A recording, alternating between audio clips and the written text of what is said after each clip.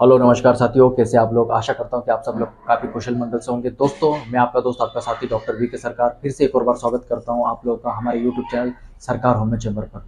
दोस्तों, आज बहुत ही बेहतरीन और शानदार मेडिसिन के बारे में हम लोग चर्चा करेंगे। होम्योपैथी मेडिसिन कैलकेरिया कार्बोनिकम के बारे में, जिसे शॉर्ट फॉर्म में कैलकेरिया का भी कहते हैं। दोस्तों, ये बहुत ही यूजफुल मेडिसिन है और प्रैक्टिस के दौरान ये आपको मज़ा ही ला देगी, क्योंकि हर चौथे पांचवें पेशेंट में आपको इस दवा का इस्तेमाल करने की आवश्यकता पड़ेगी। दोस्तों, क्योंकि आपने भी देखा होगा क्लिनिक में प्रैक्टिस के दौरान काफ़ी सारे मरीज आते हैं आपके पास और बैठ जाते हैं इतनी सारी पोथी पाता लेकर के, जिसमें दूसरे दूसरे डॉक्टर के पर्चे रहते हैं और इन्वेस्टिगेशन से पूरी फाइल भरी हुई रहती है। और आप कई पेशेंट आपसे कहता है कि देखिए ना डॉक्टर साहब, पूरी दुनिया घूम लिया है पर मैं ठीक ही नहीं हो रही हूँ या ठीक ही नहीं हो रहा हूँ और समझ में नहीं आ रहा है बीमारी क्या है। और इस पेशेंट में हमेशा हाउ, वाई, वाट, ये तीन चीज़ें मिलेगी। मतलब कि क्या, क्यों, कैसे। हमेशा क्वेश्चन मार्क, हमेशा डाउटफुल में रहेगा और हमेशा ये जानने की कोशिश करेगा कि उससे बीमारी क्या है। और टटोलता रहता है वो अपने पूरे शरीर में बीमारी को, कि कुछ बीमारी आ जाए, पर दुर्भाग्य से उसकी सारी इन्वेस्टिगेशन नॉर्मल आती है। ऐसे पेशेंटों के लिए कैलकेरिया कार बहुत अच्छी मेडिसिन है। इसको एक्सप्लेन करेंगे हम डिटेल में।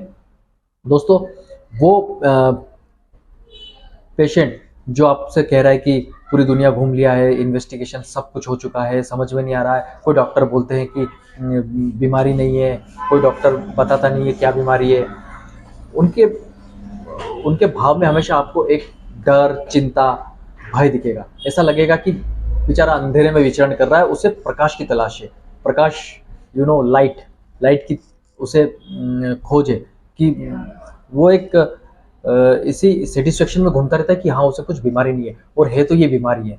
और इनकी टेंडेंसी होती है हमेशा ये मेडिटेशनल किताबें पढ़ते रहते हैं, बीमारी के बारे में जानते रहते हैं, लोगों से, किताबों से, यूट्यूब के माध्यम से, कैसे भी तरह से ये बीमारी के बारे में खोज करते रहते हैं और उसको फील करने लगते हैं। और कई बार इनको वो एक एंजाइटी, डर की वजह से फील होने लगता है। और बिल्कुल भी हिंसात्मक चीज़ें नहीं दे सकते हैं। किसी की ड्रेसिंग होते हुए देख लिया, वहीं चक्कर खा के गिर गए। बिल्कुल भी ब्लड नहीं देख सकते हैं। फिल्मों में भी, यहाँ तक कि कोई हिंसात्मक मारधाड़ की चीज़ें आ रही हो तो भी वो देख नहीं सकते। बहुत सारे ऐसे बच्चे भी होते हैं जो कि हिंसात्मक चीज़ें फिल्मों में भी नहीं देख पाते। इन सब तरह के कैरेक्टर वाले लोगों के लिए कैलकेरिया का बहुत अच्छी मेडिसिन है।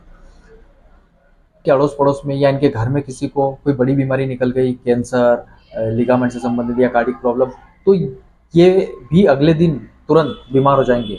कई बार तो 1-2 घंटे में बीमार हो जाएंगे, इनको अस्पताल लाना पड़ेगा। एक टेंडेंसी इनमें और होता है, ये हॉस्पिटल से, डेंटिस्ट से दूर भागते, काफ़ी डर लगता है इनको। पेन, बिल्कुल भी पेन के नाम से इनको दर्द होने लगता है। तो इसलिए ये डर के वजह से हॉस्पिटल या डेंटिस्ट के पास जाना ही पसंद नहीं करते हैं। इनको खींच खींच के ले जाना पड़ता है।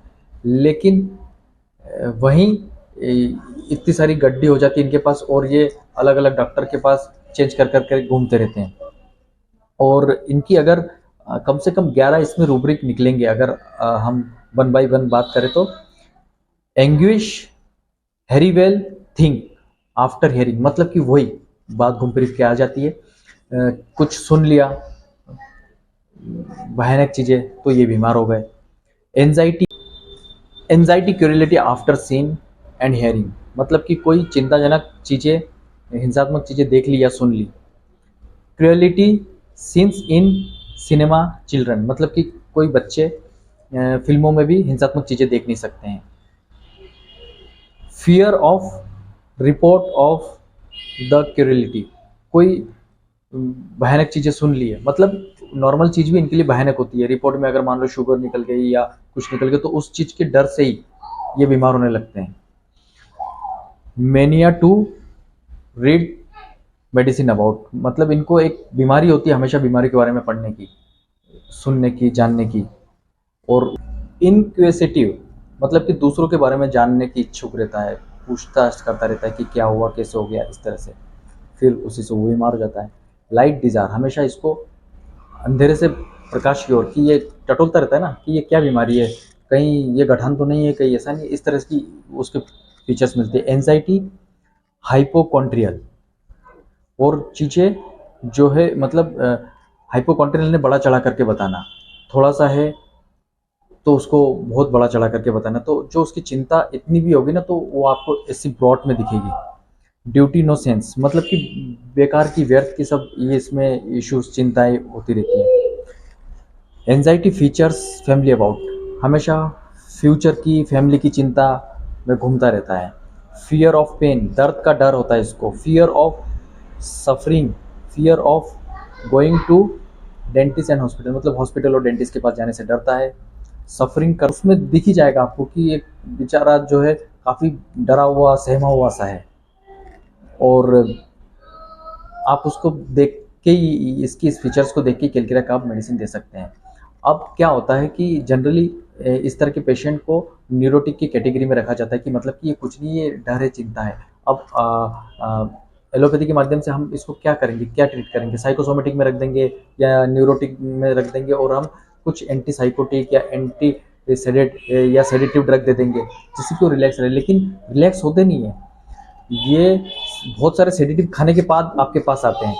तो फिर आप जब ये मेडिसिन देते हैं और सही पोटेंसी सिलेक्ट करके देते हैं, आप 30 से स्टार्ट करना। 30 जैसे ही दिया तो कई बार 30 से ही रिलीफ होगा, कई बार आपने 30 दिया 30 से ही रिलीफ हो गया, और नहीं तो आपको 30 से फिर 200 और 1M तक भी जाना पड़ता है। लेकिन जब मेडिसिन आपने सही सिलेक्ट किया और सही पोटेंसी उसकी बॉडी में जब असर करेगी तो एक्सीलेंट रिजल्ट आएगा। वो पेशेंट आपको आगे कहेगा कि चमत्कार कर दिया डॉक्टर साहब आपने।